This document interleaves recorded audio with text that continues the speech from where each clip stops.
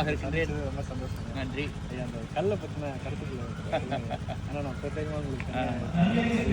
கள் இறக்குவதும் பருகுவதும் இந்திய அரசியலமைப்பு சட்டம் மக்களுக்கு கொடுத்திருக்கும் உணவு தேடும் உரிமை.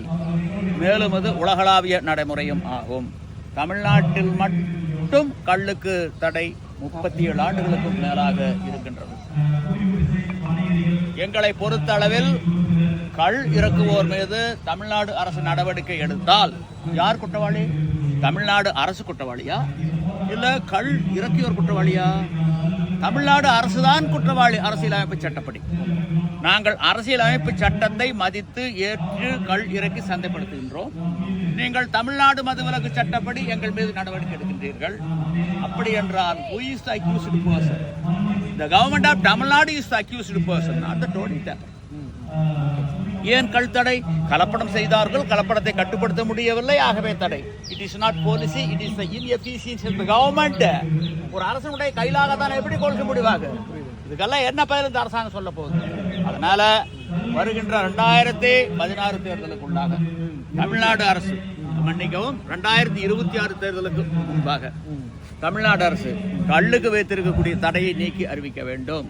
தவறினால் இந்த தேர்தலில் ஒரு பெரிய பின்னடைவு ஆளும் தரப்புக்கு ஏற்படும், உறுதி.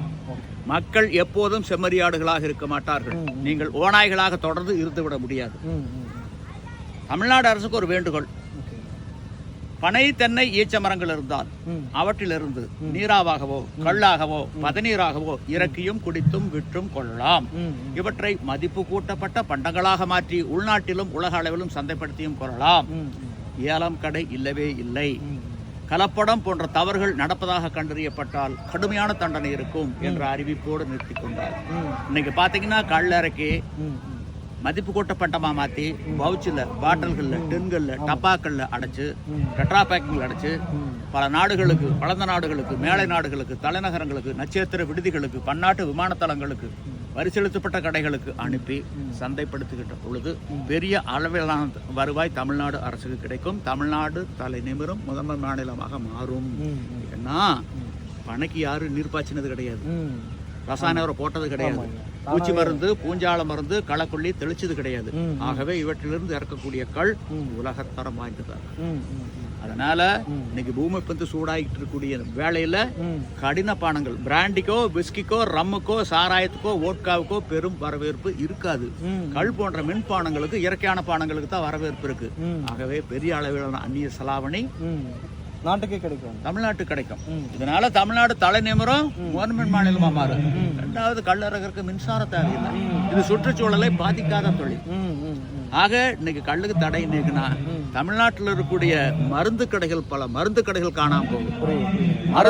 மருத்துவமனைகள் மீது, மருத்துவ படிப்பின் மீதான மவுசு குறையும்.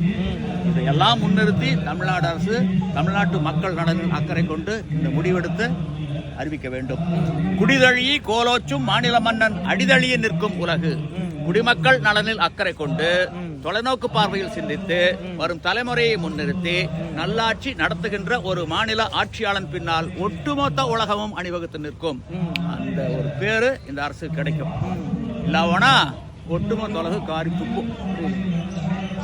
கோரிக்கை அரசு ஏற்கனவே வேண்டிக்கிறேன். நன்றி நன்றி நன்றி நன்றி. வாழ்த்துக்கள் வாழ்த்துக்கள் வாழ்த்துக்கள்.